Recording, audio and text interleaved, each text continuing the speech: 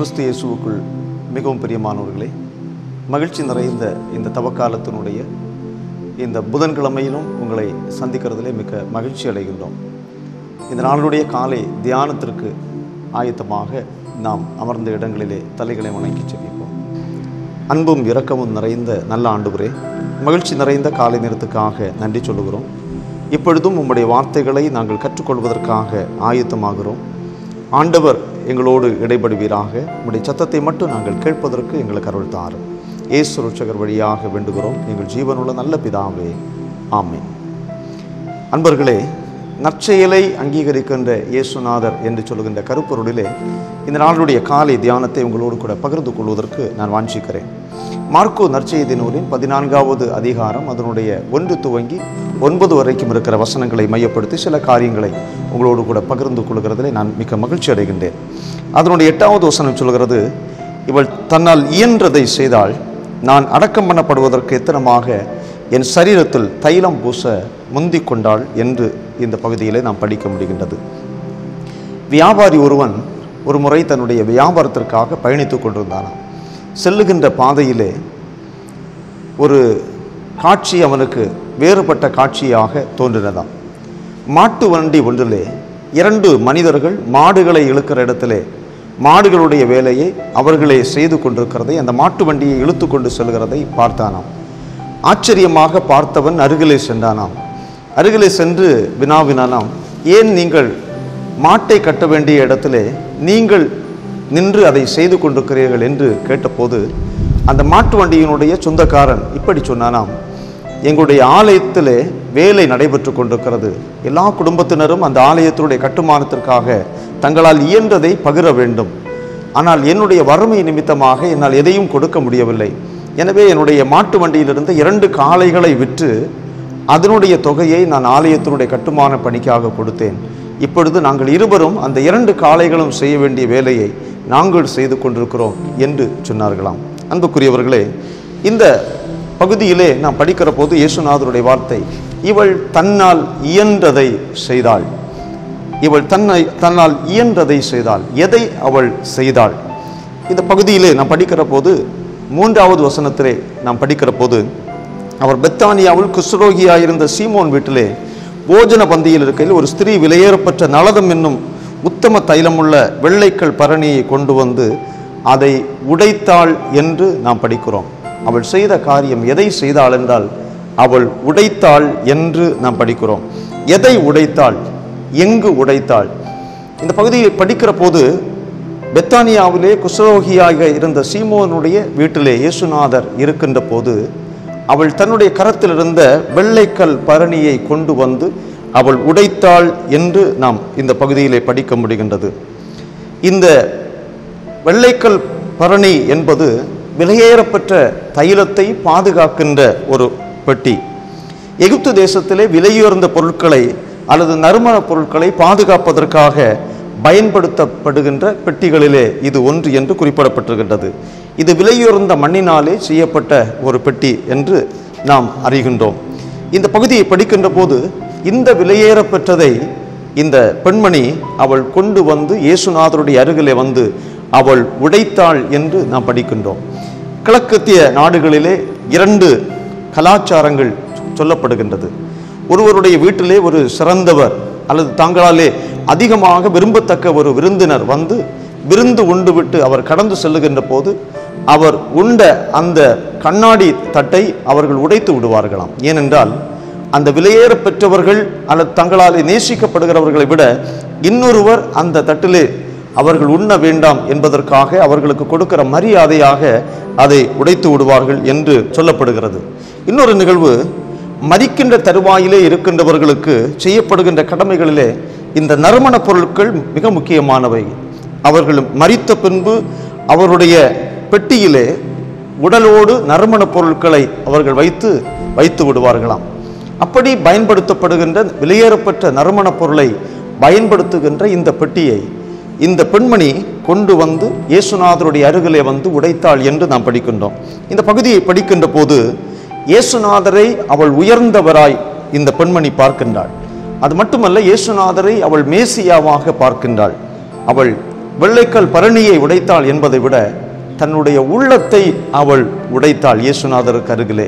அது மட்டுமல்ல, அவள் தனக்கு இருந்ததை அவள் உடைத்தாள் என்று நாம் புரிந்து கொள்ள முடிகின்றது.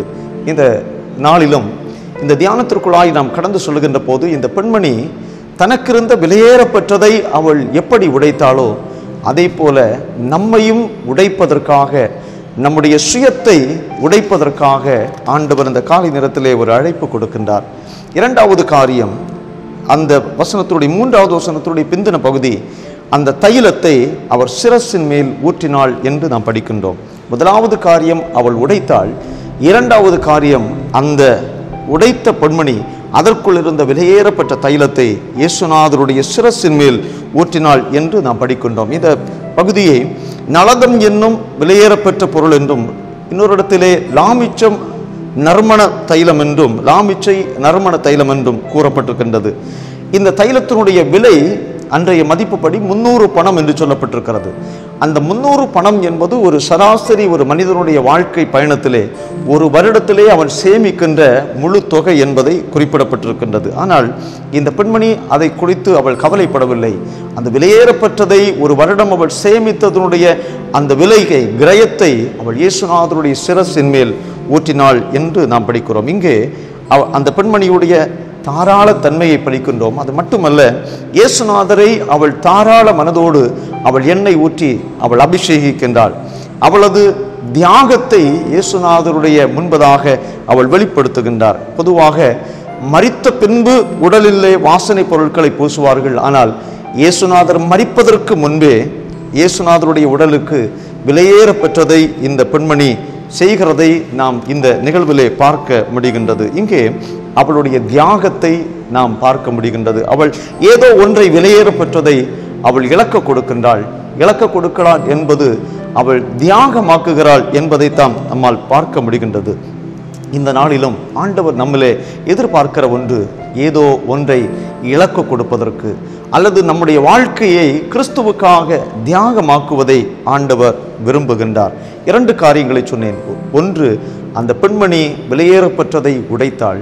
2, அவள் தன்னுடைய கரங்களில் இருக்கிற விலையேறப்பெற்றதை இயேசுநாதருடைய சிரசிலே ஊற்றினாள். 3வது காரியம், அவள் உயர்த்தப்பட்டாள். 9வது வசனம் சொல்லுகிறது, இந்த சுவிசேஷம் உலகத்தில் எங்கெங்கே பிரசங்கிக்கப்படுமோ அங்கங்கே இவளை நினைப்பதற்காக இவள் செய்ததும் சொல்லப்படும் என்று மெய்யாகவே உங்களுக்கு சொல்லுகிறேன். இந்த சுவிசேஷம் உலகத்திலே எங்கெங்கெல்லாம் பிரசங்கிக்கப்படுமோ, அப்படியானால் இயேசுநாதரை குறித்து எங்கெங்கெல்லாம் பிரசங்கிக்கப்படுமோ அங்கெல்லாம் இவளை நினைவு கூறுவதற்காக இவள் செய்ததும் சொல்லப்படும் அல்லது நினைவு கூறப்படும் என்பதை இந்த பகுதியிலே இயேசுநாதர் மிக அழகாக சொல்லுகின்றார். அன்புக்குரியவர்களே, இயேசுநாதருடைய சிரசிலே இந்த பெண்மணி இந்த விலையேறப்பட்ட தைலத்தை ஊற்றுகின்ற போது அவருடைய சீடர்கள் அல்லது சிலர் அங்கிருந்து முறுமுறுத்தார்கள் என்று நாம் படிக்கின்றோம்.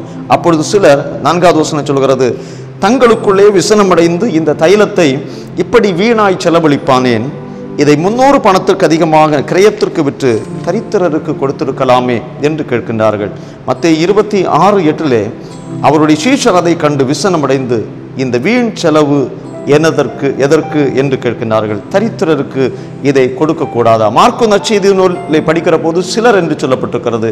மத்தேயு நற்செய்தி நூலை படிக்கிற போது இயேசுநாதருடைய சீடர்கள் என்று சொல்லப்பட்டிருக்கிறது. இங்கே உடன் இருக்கின்றவர்கள் முறுமுறுக்கின்ற போது இயேசுநாதர் அந்த பெண்மணியை புகழ்ந்து சொல்லுகின்றார் அல்லது அவளை உயர்த்துகின்றார். இந்த பகுதியிலே நான் படிக்கின்ற போது இந்த சுவிசேஷம் எங்கெங்கெல்லாம் பிரசங்கிக்கப்படுமோ அங்கெங்கெல்லாம் இவள் செய்ததும் நினைவு கூறப்படும் என்பதை இயேசுநாதர் அழகாக சொல்லுகின்றதை நம்மால் இங்கே பார்க்க முடிகின்றது. அன்புக்குரியவர்களே, இயேசுநாதர் நற்செயலை செய்கின்றவர்களை அங்கீகரிக்கின்றார். இயேசுநாதர் தன்னுடைய பார்வையிலே நற்செயலை செய்தவர்களை அன்றைக்கும் அங்கீகரித்தார், இன்றைக்கும் அவர் அதை அங்கீகரிக்கின்றார். இந்த உலகத்திலே சில காலம் நாம் வாழுகின்றோம். எத்தனை நாட்கள் என்பதை நாம் அறியோம். ஆனால் வாழுகின்ற காலத்திலே நாம் எத்தனை நாட்கள் வாழ்ந்தோம் என்பதை விட எப்படி வாழ்ந்தோம் என்பது மிக முக்கியமான ஒன்று. நம்முடைய நற்செயல்கள், நாம் செய்கின்ற மாதிரியான செயல்கள் இந்த உலகத்திலே ஆண்டவராலே அங்கீகரிக்கப்படும் என்பதை மறந்து போக வேண்டாம். இந்த பெண்மணி உடைத்தாள் என்றால் தன்னுடைய வாழ்க்கையை, தன்னுடைய உள்ளத்தை இயேசுநாதருடைய முன்பதாக அவள் உடைத்தாள். ஒரு வெள்ளைக்கல் பரணி உலகம் சார்ந்த ஒரு பொருளை உடைத்தாள் என்பதை விட அந்த உடைப்பிற்கு முன்பு அவளுடைய உள்ளத்தினுடைய ஆழங்களிலே ஒரு உடைவு ஏற்படுகிறது. அவள் தன்னுடைய சுயத்தை வறுமையாக்குகிறாள், உடைக்கின்றாள். அது மட்டுமல்ல, இயேசுநாதருடைய சிரசிலே அவள் ஊற்றுகின்றாள். அங்கே ஒரு தியாகத்தை, விலையேறப்பட்டதை, ஒரு வருடம் சேகரித்து வைத்ததை, சேமித்து வைத்ததை இயேசுநாதருக்காக அவள் பகிருகின்றாள். மரித்த பின்பு செய்ய வேண்டிய காரியத்தை இயேசுநாதர் மரிப்பதற்கு முன்பதாகவே அந்த பெண்மணி நிறைவேற்றுகிறாள் என்பதை நாம் பார்க்கின்றோம். எல்லாரும் முறுமுறுக்கிற போது, இது ஏன் என்று கேட்கிற போது, இது தேவையில்லை என்று சொல்கிற போது, இயேசுநாதர் அந்த பெண்மணியை உயர்த்தி கூறுகிறதை நாம் இங்கே பார்க்க முடிகின்றது. நண்பர்களே, இந்த அருமையான நேரத்திலும் இந்த தியானத்துக்குள்ளாய் நாம் கடந்து வந்திருக்கின்ற போது நம்மை சற்று ஆராய்ந்து பார்ப்போம். இந்த உலகத்திலே வாழுகின்ற வாழ்க்கை பயணத்திலே எப்படி வாழ்ந்து கொண்டிருக்கிறோம்? நம்முடைய வாழ்க்கையிலே ஆண்டவர் விரும்புகிற ஒரு வாழ்க்கையை வாழுகின்றோமா? நற்செயலை செய்து ஆண்டவருக்கு சாட்சிகளாக வாழ்வதற்கு முயற்சிக்கிறோமா? இந்த காலை நேரத்திலே நம்முடைய சுயத்தை உடைப்போம், நம்மை ஆண்டவருடைய சமூகத்திலே ஒப்படைப்போம், தியாகமாக்குவோம். ஆண்டவருடைய பார்வையிலே ஆண்டவர் விரும்புகிறதை செய்து இந்த உலகத்திலே நற்செய்திக்கு சான்றாக நிற்பதற்கு நம்மை அர்ப்பணிப்போம். ஆண்டவர் தாமே இந்த வார்த்தைகளாலே நம்மை ஆசீர்வதிப்பாராக. ஆமேன். அமர்ந்த நிலையிலே கண்களை மூடி ஆண்டவருடைய திருமுகத்தை நோக்கி பார்ப்போமா? அன்பின் பரலோக பிதாவே, இந்த தவக்காலத்தை நாங்கள் கடந்து கொண்டிருக்கிற இந்த நல்ல நாளிலும் இந்த காலை நேரத்திலே உடைய சமூகத்திலே நாங்கள் அமர்ந்திருப்பதற்கு ஆண்டவர் துணை செய்தீர். ஆம் ஆண்டவரே, நற்செயல் செய்த அந்த பெண்மணியை ஆண்டவர் அங்கீகரித்தீர் என்று நாங்கள் படிக்கின்றோம். தன்னுடைய ஒரு வருடத்தினுடைய சேமிப்பாக விலையேறப்பெற்ற தைலத்தை தான் தனக்கென்று வைக்காமல் இயேசுநாதருடைய பாதத்தினுடைய அருகிலே அவள் கொண்டு வந்து அதை உடைத்து அவருடைய சிரசின் மேல் ஊற்றினாள் என்று நாங்கள் படிக்கிறோம். அந்த பெண்மணி தன்னை உடைத்தாள், தனக்குரியதை முழுவதும் உடைத்து விட்டாள் என்று நாங்கள் கற்றுக்கொண்டோமே. இந்த நேரத்திலும் எங்களை உடைப்பதற்கு, இந்த உலகத்திலே எங்களுடைய சுயத்தை உடைப்பதற்கு, எங்களுடைய பெருமைகளை உடைப்பதற்கு, எங்களுடைய அகந்தையை உடைப்பதற்கு, எங்கள் ஆண்டவருடைய பாதத்திலே எங்களை முழுவதும் அர்ப்பணம் செய்வதற்கு, எங்களை ஊற்றுவதற்கு, எங்களை தியாகமாக்குவதற்கு, ஆண்டவரே, நாங்கள் வாழுகின்ற நாட்களிலே ஆண்டவர் விரும்புகிறதை செய்வதற்கு, ஏதாகிலும் ஆண்டவர் எதிர்பார்க்கிறதை இந்த உலகத்திலே செய்வதற்கு அநேக ஏழைகள், வறுமையிலே வாழுகின்றவர்கள், தேவையில் இருக்கிறவர்கள், கண்ணீரோடு வாழுகின்றவர்கள், கைவிடப்பட்டவர்களாக இருக்கிறவர்கள் மத்தியிலே நாங்கள் வாழுகின்ற போது அவர்களுக்காக நாங்கள் எங்களை பகிர்ந்து கொடுப்பதற்கு ஆண்டவர் எங்களுக்கு அருள் தாரும். அந்த பெண்மணியுடைய நற்செயலை ஆண்டவரே நீர் அங்கீகரித்தீர் என்று பார்க்கின்றோம். அதையே எங்களுடைய வாழ்க்கையிலும் நிறைவேற்றுவதற்கு கர்த்தர் எங்களுக்கு அருள் தாரும். நாங்கள் ஆண்டவருக்கு சாட்சிகளாய் வாழ்ந்து இந்த மண்ணிலே மடிவதற்கு எங்களுக்கு அருள் தாரும். எங்களை தாழ்த்தி நம்முடைய தூய கரங்களிலே படைக்கிறோம். கர்த்தர் ஏற்றுக்கொள்ளும். இயேசு இரட்சகர் வழியாக வேண்டுகிறோம் பிதாவே. ஆமென்.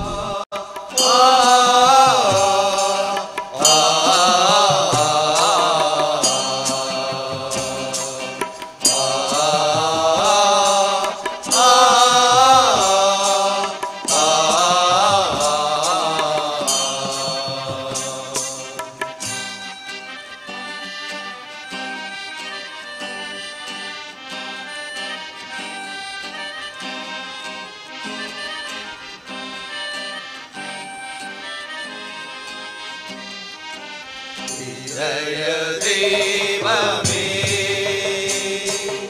இப்போவின் நாயகனே, ஈசராம் என்னுள்ளில் இறங்கி வாசம் செய்யும் இதய தெய்வமே,